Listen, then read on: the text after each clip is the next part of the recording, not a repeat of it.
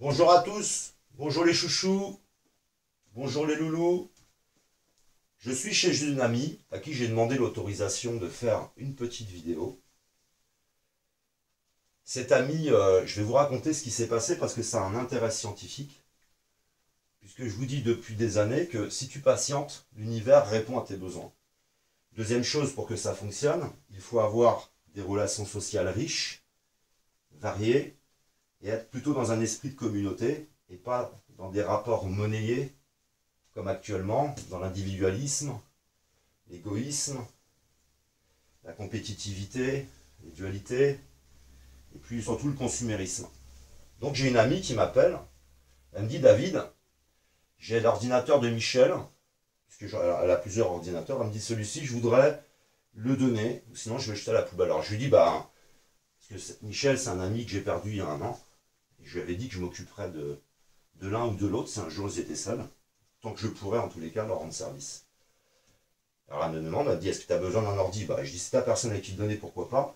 Mais en échange, je te rends un service. Et elle me dit à ce moment-là, tu me fais mes vitres. J'ai beaucoup de vitres, je suis toute seule, c'est trop de travail. Je dis ok. Alors, je n'ai pas essayé l'ordinateur, ça se trouve, ça va pas aller. Mais s'il est ancien. Mais je dis allez, je te les fais quand même. On verra. J'ai la foi. On verra bien ce qui se passe avec l'ordinateur. Alors je voudrais faire une vidéo maintenant sur le symbolisme et les pervers. Puisque forcément, le symbolisme, quand on est sain, on peut l'utiliser pour des choses saines. Et quand on est malsain, on peut l'utiliser pour séduire, pour humilier, pour faire tout un tas de choses avec. Les symboles, c'est l'entreprise. Les entreprises qui utilisent des symboles. Puis forcément, il y a des fois des produits qui sont pas top. Et puis il y a des entreprises qui ont des beaux symboles et avec une belle harmonie dans l'entreprise et des produits qui sont sains, par exemple. Et là, je voudrais développer puisque j'ai eu dans les commentaires Jojo le loulou qui est venu me voir en me disant ouais, pourquoi comment dire, pourquoi tu utilises sans arrêt le sceau de Salomon, l'hexagramme, le Magen David, l'étoile de David, dans tes vidéos. C'est vrai que je l'ai utilisé dès le départ, parce que je le connaissais beaucoup mieux que le symbole du taoïsme. Mais depuis que j'ai compris le symbole du taoïsme, et je suis sûr de ne pas tout comprendre, hein, mais déjà une bonne partie, alors au moins je me permets de l'utiliser beaucoup plus souvent, et parce que je ne suis pas figé sur un symbole. Alors d'abord, on va parler du logiciel Y, puisqu'on parle ici du pervers et l'utilisation des symboles, par exemple. On va reprendre le logiciel Y. On a vu ensemble que le logiciel Y, en cette période d'effondrement spirituel, ta personnalité elle va aller dans un sens. Tu peux aller vers un équilibre de ta personnalité, plutôt vers par exemple, le symbole du taoïsme, hein, le yin et le yang. Ou alors tu peux rester en Y ici et aller vers plutôt la perversion. Tout ça est complètement aléatoire. Ce qui veut dire aussi que la personne qui a un déséquilibre masculin-féminin, donc ici, de ce côté-là, ici on dirait que c'est plutôt l'équilibre de ta personnalité. Celui qui a un déséquilibre, il ne va pas avoir la même perception par rapport au symbole. Il ne va pas les voir de la même façon. Donc il va être beaucoup plus fermé, beaucoup plus insensible au symbole. Donc on a vu qu'Hitler, il a utilisé le Magen David pour humilier les juifs. C'est-à-dire que le pervers narcissique va avoir ses propres symboles, comme lui il avait sa croix gammée, par exemple, qu'il a inversé, hein, si je ne dis pas de bêtises, parce que la croix gammée ce n'est pas forcément négatif, mais tout le monde utilise du symbole. On a vu ensemble que nous sommes faits d'un imaginaire. On est fait pour voir du symbolique et du réel. Et les personnes qui sont souvent comme Jojo le loulou, qui vient me voir dans les commentaires, ils vont avoir un imaginaire, des fois, enfin pas un imaginaire, mais un symbolique beaucoup moins sensible, c'est-à-dire déséquilibre de la personnalité, déséquilibre entre le masculin et le féminin. Donc pour répondre à Jojo le loulou, qui me fait des reproches dans les commentaires, en effet j'utilise souvent le Magen David, mais j'utilise aussi le yin et le yang. Mais après, plus j'en connaîtrai, plus j'en utiliserai. Donc pour Jojo le loulou, je dirais tu as l'équilibre entre ton masculin et ton féminin, qui se trouve aussi dans les mécanismes de l'univers, dans les représentations de cette étoile. Donc l'intérêt d'avoir un équilibre de la personnalité, puisque c'est le côté féminin qui va souvent être le plus sensible à tous les aspects de la spiritualité. On a vu donc que le symbolique, l'imaginaire et le réel, c'est la base aussi de l'humanité, puisque le symbolique, tout ce qui est symbolisme, a été véhiculé depuis la construction de l'humanité. Et le symbolique au travers d'objets, au travers de nombreuses représentations. Alors, j'utilise bien sûr l'hexagramme, mais je ne le porte pas sur un médaillon, je ne le porte pas en bague ou des choses comme ça. Mais je vais l'utiliser parce qu'on va avoir le retour très puissant des symboles à partir du moment où on aura été à fond, vraiment à fond dans la déliquescence. On est passé d'une spiritualité qui nous a été imposée, qui venait de l'extérieur vers l'intérieur. Et on a vu aussi ensemble qu'on va aller vers une spiritualité qui va aller de l'intérieur vers l'extérieur, qui répond aussi au processus d'individuation, c'est-à-dire à l'appel du soi. Alors, dans un effondrement spirituel, il y a de nombreuses personnes qui se présentent, qui vont reprendre les symboles, les modifier, les personnaliser, et puis par exemple monter des sectes. Vous avez l'exemple de, comment il s'appelle, Raël, qui est venu en soucoupe volant, qui a rencontré tous les prophètes en allant sur une autre planète, et qui va revenir de ce voyage avec un symbole, et monter une grande organisation spirituelle. Il ne s'agit pas de le critiquer, hein. Il y a du bon et du mauvais dans chaque chose. Moi, je ne suis pas, comment dire, un adepte parce qu'il y a beaucoup d'incohérences dans ce qu'il raconte. Mais par exemple, c'est quelqu'un, c'est l'exemple même de la personne qui pour moi est un peu perverse et va détourner le symbole, l'hexagramme, faire un symbole plus personnel, mais qui existait déjà, hein, si je ne dis pas de bêtises, et pour monter quelque chose avec. On a bien donc les logiciels. On a bien donc les logiciels Y quand on est enfant, on est binaire, papa, maman, je t'aime pas. On va aller vers de la perversion ou un équilibre de la personnalité. Là, je vais remettre le symbole yin et du yang. Et on va avoir des personnes forcément qui vont avoir une approche des symboles qui vont être complètement différents en fonction du logiciel, puisque forcément c'est aléatoire dans un effondrement spirituel. Ce qui fait que c'est pas étonnant d'avoir dans les commentaires beaucoup de personnalités toxiques, des sociopathes. Je vous mettrai la description de sociopathes. Je vous mettrai dans la description la construction psychique d'Hitler, qui bien sûr va essayer d'humilier les juifs avec leurs symboles, en leur collant en fait un hexagramme avec marqué juif dessus, et qui devront porter obligatoirement. Je vous mettrai également la construction d'Alain Soral, qui a été se prendre dans,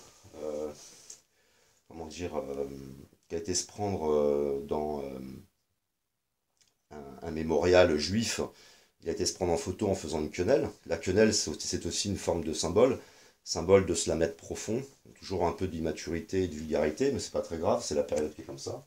Et c'est aussi un symbole. Mais vous verrez que la construction psychique d'Hitler, c'est important, c'est l'éducation, où dans le futur on aura un enseignement spirituel, une éducation équilibrée, et on passera donc du Y à un équilibre de la personnalité. Mais là je vais vous mettre Hitler et sa construction, avec le docteur François Chabot. Je vous mettrai la sœur d'Alain Soral, et Alain Soral qui raconte son enfance, quand par exemple son frère essayait de la noyer plusieurs fois, et toutes les saloperies qui se faisaient peut-être l'un et l'autre, hein. Mais la construction durant l'enfance, elle est hyper importante, parce que c'est aussi là que tu vas inventer ou utiliser des symboles d'une façon ou d'une autre, en fonction de la construction de ta personnalité. Aujourd'hui, on en est là, c'est-à-dire que la majorité des personnes sont dans un logiciel binaire.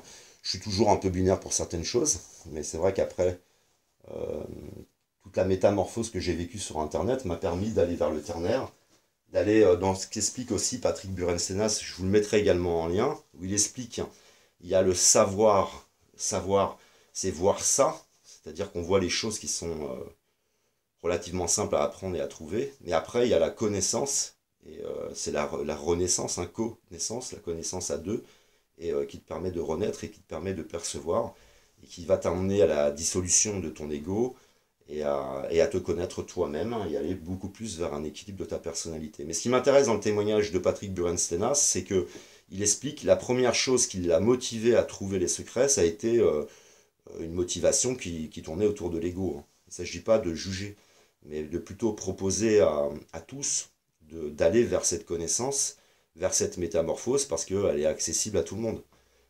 Tout le monde peut vivre cette métamorphose. Donc on aura bien dans l'histoire, dans le logiciel Y, des personnes qui auront une utilisation du symbole à des fins négatives, ou alors qui vont te reprocher d'utiliser ces symboles, alors que c'est nécessaire. Visuellement, c'est hyper intéressant. C'est pourquoi je le mets par exemple sur mon gilet jaune. Et j'ai pu expliquer à de nombreuses personnes, hein, soit comment dire, le sceau de Salomon, soit l'hexagramme, ou alors expliquer le yin et le yang. Et puis vraiment, ça les intéressait, les personnes, elles étaient passionnées. Et des fois, c'est la première rencontre, la première discussion qui va te pousser à aller sur Internet, à aller chercher beaucoup plus loin, et à être intéressé à tous ces symboles qui sont des repères. Si les nazis brûlaient tous les livres et voulaient nous emmener une éducation complètement différente, c'était pour brûler nos repères, hein. C'est brûler tout ce qui existe et nous imposer leurs repères à eux et leurs symboles à eux. Donc bien sûr, dans le ternaire, il y a un respect, parce que vous le verrez même sur mon gilet, ce que j'ai mis le plus haut, c'est le yin et le yang. Et j'ai mis en dessous le sceau de Salomon. Donc en fait, moi, je respecte les symboles et les repères des autres. Et tout ça, ce sont des connaissances. Et puis c'est une fusion en cette fin d'ère, en cette fin des temps, des cycles là. C'est une fusion de toutes les connaissances. Mais il y en a tellement de symboles qui parlent à la fois du ternaire, du processus d'individuation. Il y a énormément de choses. Donc l'hexagramme était avant tout pour le roi David, puisqu'on retrouve partout le processus d'individuation, dans le psaume 23, l'Éternel est mon berger, il restaure mon âme, etc. C'est le processus d'individuation. On a vu dans les lettres hébraïques, il y a le processus d'individuation, dans l'arbre des séphirotes, le processus d'individuation, donc l'équilibre de la personnalité. Donc je voulais faire une petite parenthèse, une petite vidéo sur les symboles, pour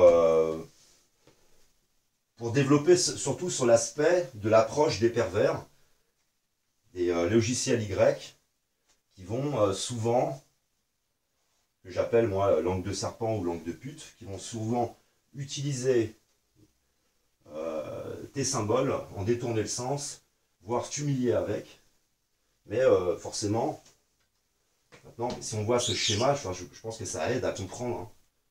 Le schéma Y, le logiciel Y, aide vraiment à comprendre que vraiment tu vas pouvoir aller dans une direction pour équilibrer ta personnalité ou dans une autre direction et avoir des rapports, comment dire, des relations sociales d'une façon ou d'une autre, parce que c'est complètement aléatoire.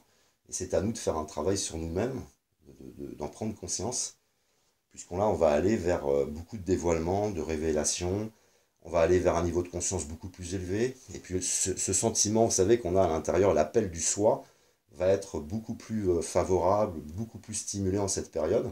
Alors allons vers un équilibre de notre personnalité. Dans les commentaires, je vous invite à me mettre tout ce que vous trouverez, tout ce qui vous a plu, vidéo, blog, lecture sur le symbolisme, pour conseiller ceux qui sont dans cet appel du soi, qui ont envie d'aller vers la connaissance, pour m'aider à y répondre. Mais je voulais intégrer, c'est important, le logiciel Y et le symbolisme, puisque forcément, quand tu es une personne lumineuse, bah, c'est presque facile à comprendre, tu es une personne lumineuse. Alors, je dis pas ça pour nourrir mon ego, hein, mais je sais que j'apporte beaucoup, j'essaye beaucoup d'éclairer. Tu vas forcément être attaqué par des personnes beaucoup plus sombres. Quand tu offres beaucoup sur Internet, tu verras que tu seras attaqué également par des personnes qui n'offrent rien, qui sont stériles, qui ne participent pas et qui veulent un petit peu t'atteindre dans cette spontanéité et dans ce qu'explique Patrick Buren-Stenas dans le lien que je vais vous partager, puisque il explique que tu vas louvoyer un petit peu, c'est-à-dire que dans ta démarche après, tu vas vouloir partager avec les autres, et tu vas être à la fois dans le faux et dans le vrai, et tu vas continuer ta construction, à apprendre des choses, tout au long de ce chemin, et avec ce plaisir aussi qu'on retrouve dans la lecture de Luc Biget, Les 12 travaux d'Hercule, La voix du héros, qui vous explique aussi que souvent, tu vas t'engager dans la vie et tu voudras participer, et de différentes manières. Il n'y a rien d'incohérent à ça, mais vous le savez, dans une période d'effondrement comme la nôtre, les personnes malsaines sont beaucoup plus mises en avant. Par exemple, les présidents, pour atteindre le pouvoir, il faut avoir un logiciel Y. Voilà. Donc les personnes malsaines, ça passe bien, ce sont celles qui réussissent, et les personnes saines, ce sont les personnes qui sont plutôt, elles, suspectes. Et c'est l'effet du miroir, c'est-à-dire que si tu as une personne qui participe, tu vas avoir des problèmes avec ceux qui ne participent pas. Ça les renvoie en fait à leur obscurité, à leur stérilité, ça les renvoie à des choses qui sont pour eux insupportables. Donc l'instinct dans le Y, ça va souvent être d'aller détruire l'autre plutôt que de vivre toi ta propre métamorphose. Puisqu'instinctivement, tu ne t'imagines pas pouvoir vivre cette métamorphose, et pourquoi pas, plutôt que d'être dans la jalousie avec l'autre, c'est de plutôt aller chercher cette lumière toi-même, vivre ta métamorphose, ta transformation, tu ne peux pas te l'imaginer. Donc tu vas essayer de détruire chez l'autre ce qu'il peut y avoir de lumineux ou ses repères. Donc voilà pour les symboles et la perversion. Et ce qui est intéressant avec l'histoire d'Hitler, c'est qu'il a été collé en fait le symbole des mécanismes de l'univers, le symbole de l'équilibre, l'équilibre de la personnalité, masculin, féminin aussi, sur les juifs, pour les humilier. Mais ce qui est tout compte fait une grande humiliation pour lui, parce que ça voulait dire qu'il ne comprenait pas ces mécanismes-là, qu'il ne comprenait pas le Magen David, et surtout qui était la représentation contraire de la maladie dans laquelle était Adolf Hitler. Puisque je le répète à nouveau, les pervers narcissiques veulent être, c'est la perversion, c'est le père qui va vers Sion, la montagne de Sion, vers être un dieu. C'est le pervers, le vert c'est le dragon, on l'a vu avec Patrick Burenstenas. Vert, c'est verser, renverser, le bien qui devient le mal. Et surtout, les pervers narcissiques vont exagérer complètement leur côté masculin. Il y a un vrai déséquilibre masculin-féminin. Et ben, c'était dans le Magen David aussi, quoi.